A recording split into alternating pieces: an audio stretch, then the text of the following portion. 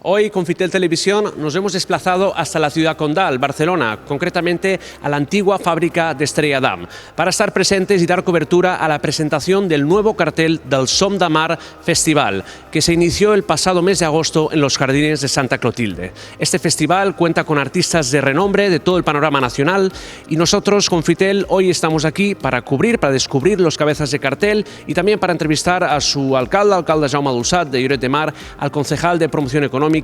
al director y productor del festival, Carles Gilivets, y también a uno de los cabezas de cartel.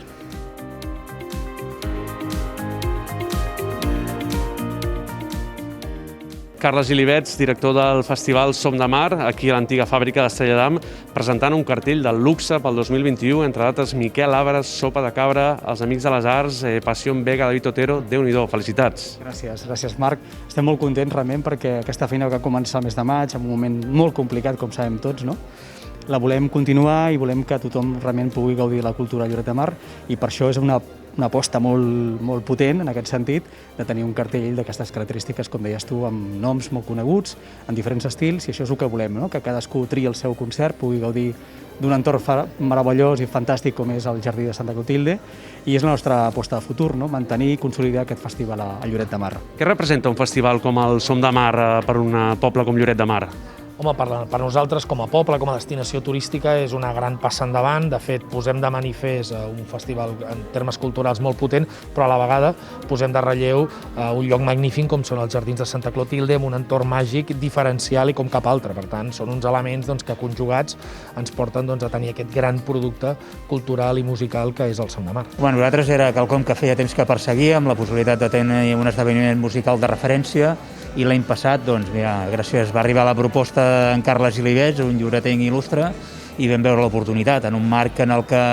les administracions, els ajuntaments, els promotors de festivals reculaven davant la situació davant del Covid. Nosaltres vam entendre que era el moment de clavar una pica i tirar endavant i sortosament tot va anar molt bé, molt rodat, tot i el poc temps que vam tenir per organitzar-ho, i va ser una edició molt i molt exitosa que pretenem lògicament que perduri en el temps. Un festival que va néixer enmig d'una pandèmia i que reivindica la necessitat també de que la cultura i la música és segura. Doncs sí, nosaltres aquest any passat, juntament amb la productora, vam veure una oportunitat, un forat, una possibilitat, ja que molts festivals no es van portar a terme precisament per la pandèmia. Vam iniciar-nos amb un any complicadíssim, salvant tots els protocols i totes les mesures de seguretat amb un gran èxit, i per tant el que esperem és que aquest any sigui l'any de la confirmació i que per tant sigui l'any de la realitat, i a partir d'aquí el festival només faci que créixer en termes sobretot qualitatius, que ja ho és molt potent però encara ho podrà ser-ho més, i per tant creiem que és una plataforma de sortida boníssima per Lloret de Mar en termes, com dic, de marca turística, d'atracció de gent de proximitat, i quan pugui ser internacional també ho treballarem. És aquesta la línia a seguir per al Departament de Promoció Econòmica i l'Ajuntament, incloure's en aquests pobles com altres a Catalunya que tenen festivals de música i amb artistes de renom.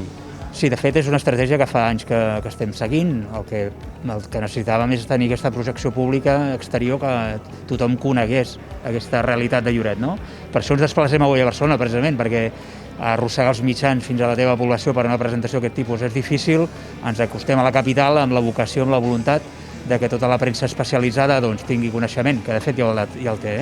Doncs sí, quan tens un partner tan potent com la productora 98, que són professionals que saben el que treballen, quan tens un lloc tan especial com els Jardins i un equip com el de Promoció Econòmica molt centrat en fer-ho possible, la idea és tornar-nos uns absoluts referents, a tenir el nostre espai dins del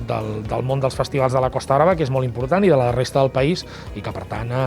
com dic, un creixement que el veiem molt factible, i contentíssims de poder-ho venir a presentar a l'antiga fàbrica d'Estrella Damm, que és un lloc on es porten a terme moltes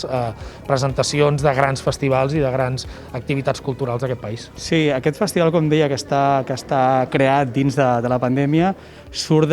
del cor, bàsicament, i surt del moment de recuperar les meves arrels, de recuperar les meves amistats, allò on jo he estat gaudint dels estius, d'aquestes cales que tenim tan maques, i segurament si no haguéssim tingut aquesta situació no hagués tornat a Lloret o no hagués pensat en fer un festival a Lloret. Dit això, estic orgullós, el següent, de poder començar a visionar un futur brillant del Som de Mar, perquè a més és una aposta realment molt potent, i en aquest sentit veure que tothom, institucions i nosaltres com a promotors, hem aconseguit assolir doncs, que avui estiguem aquí a Barcelona presentant un festival que no és normal, que no és habitual, que un festival de poble, diguéssim així,